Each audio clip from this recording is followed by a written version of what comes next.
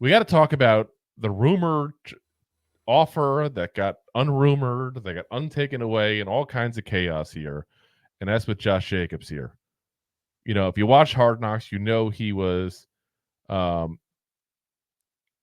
was a top target of the Giants there. It seemed like almost the vibe of like they prefer having him over Saquon Barkley even potentially. So a report came out this weekend, and this is the exact quote here. And supposedly this was during an interview that Jacobs had with The Athletic. And that's where this whole story gets a little crazy. And the interview here in The Athletic, this is the quote here. The Giants came in strong with an offer between $3 million and $4 million more than he actually accepted. But Jacobs was turned off by the New York taxes, lifestyle, media, and the artificial turf at MetLife Stadium. When the Packers offered $48 million over 4 years, he was intrigued, but he still pictured himself as a Raider for life. In his mind, his first team wasn't his employer as much as his home. So he gave the Raiders an opportunity to match. When they said no, he told them he would accept less than the Packers offered if they included incentives.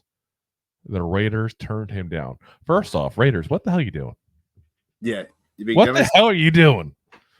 Like, listen, you got a guy that's that good of a player that wants to be a member of your team that bad? Let's be honest, you guys. make it happen. There are not players lining up to be a Raider right now. And no. They may be one of the worst teams at the quarterback position in the NFL, if not the worst. It's like one of the few teams that can say they're just as bad as we are at the quarterback position, potentially, depending on what your thoughts are on Gardner Minshew. Yeah, exactly. Anyway, let's get out of that for a second. Let's go to the Giant part here. So, Giant Twitter and fandom went freaking nuts over the weekend over this. Absolutely nuts, because there's a few questions that really come into this. First off, should teams like the Giants with a higher state income tax also get a higher salary cap to compensate? And we never had this conversation on the show. Yeah, but off of the show for years, I've been saying this. It's not fair. And listen, I live in Florida where the state income tax is 0.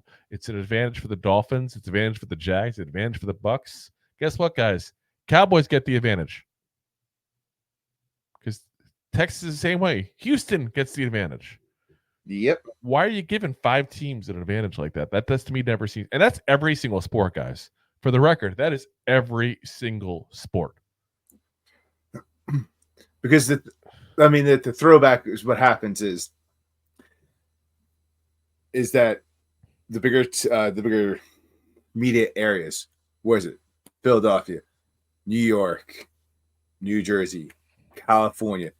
So when you go out there and market yourself, you have more of a ability to make more money in endorsements and in like just commercial ads and just local, advertisements and stuff like that.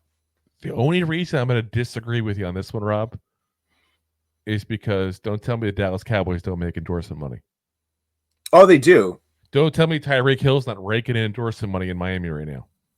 Well, I mean, Tyreek Hill doesn't matter where he plays. He did not get this kind of endorsements with the Chiefs. He's getting it with Miami because Miami is a huge market. You're not wrong. This is not like Tom Brady going to Tampa. Tom Brady going to Tampa was that kind of scenario. Because let's be honest, Tampa, I live in the Tampa Bay area, so I can say this with no issues whatsoever. Tampa Bay, the Bucks have no actual Buck fans pretty much for the most part. Like whenever you go to the game, it's like a home game for whoever's visiting. But that's a little different scenario. But it's just like I said, to me, it's unfair at that point, and they should change it out. So if you get whatever the tax, I don't want to go to the exact percentage of taxes because I have no clue where these millionaires get taxed. I'm not a millionaire. Well, but, I mean, let's say it's hypothetically 20%. Then raise the salary cap 20% for the teams in that state. If it's 15%, raise it 15%. Whatever, I don't know. I'm just used to throwing numbers out here. I have no clue. And Dakota, So maybe put you on timeout. I'll do it. But I don't know. Like I said, I don't know what the reasoning would be of giving an advantage like that. I really don't. And that, again, it's every sport. It's not just football. It's every single sport. Yeah.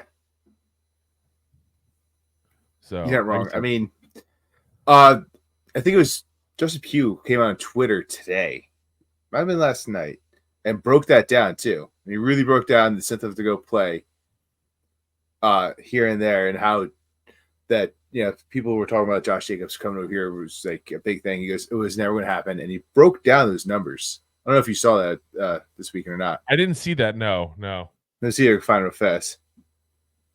But yeah, he broke down the numbers, the logistics of everything, just like you said, the tax codes and different scenarios, how you can make more money. And granted, everyone's talking about like how he wanted more money than $12.5 million, and we weren't offering that to Barkley. So like, why would he think he's getting more than Barkley? Yeah. So, and that's the other part of it is people were shocked because if that was true, they did, like you said, offered him more money than they offered to Saquon Barkley. And that raises a huge eyebrow because most of this offseason, that's been the biggest talk, is Saquon leaving for the Eagles. So, now you look at it and go, oh, hold on a second. The money was there. They could have paid him. They chose not to pay him because they were willing to offer it to somebody else. So that really got people going. And the third part that you really got to look at as well is the turf thing. Like, don't get Giant fans started on the turf. Do not get us started on this turf. That is like, we hate the turf more than the players probably do at this point because we've seen so many players go down and get hurt. Even during like the BS fan fest we had a couple years ago with Marcus McKeithen tearing his ACL during that. Like, that stadium is just not conducive to players' health. And it's an embarrassment as a Giants fan. I'm sorry, it is. Even this new turf, they should have put grass in. Now, we didn't seem to have the issues as much last year with some of these injuries, at least the long-term injuries, like, the season-ending injuries, Yeah. But put grass in. It's doable. You do it for soccer games. Do it for the NFL games, and it's just a little ridiculous. So that brings up a point here that we're about to get into next here.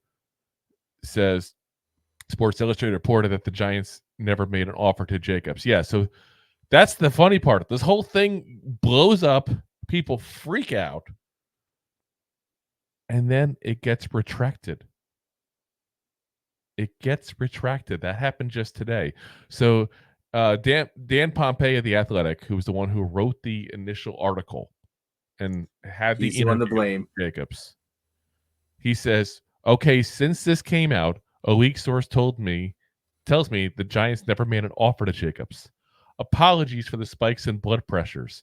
And please permit Joe Shane to see another sunrise. That's exactly what he wrote. Because Giant fans were that crazy. Now, here's what I don't understand. You interviewed this man. Yeah. Why did you ask him? That's part of being a journalist. But what I'm saying is, you interviewed him. So did he not say this in the interview? That must be. Him? Like, explain to me how you have an article about an interview you have with the guy. You put in something and like a whole paragraph about it, basically. And then like, oh, my bad, never happened. Yeah, whoopsie. I want to see the tape of this interview. I want to see what happened here. Like, what got misconstrued in this whole scenario? Because I'm concerned now. Did Josh Jacobs say something in this interview? Now they're kind of like sweeping under the rug because it ticked off Giant fans. I want to know what actually happened. Yeah. Whoopsie. So, like I said, either he's covering for somebody now because the Giants called him up and said they're pissed off about this article coming out or something, or he just totally doing a disservice by the way he wrote this whole article, because you wrote a whole paragraph that was all fugazi. Like, did he even offer the Raiders a chance to match? Did he take less money from the Raiders potentially if they had given it to him? Like, I don't know what I can trust now. Like, that's a big mistake if he made that mistake, guys. And Dan's not usually that kind of reporter. I've in the past taken what he says as okay. If Dan says that he's got legit sources, this has got to be legit. I don't think he has that abilities with me anymore. It's almost like I need to go get a second source now. He says something like that's a big mistake, guys.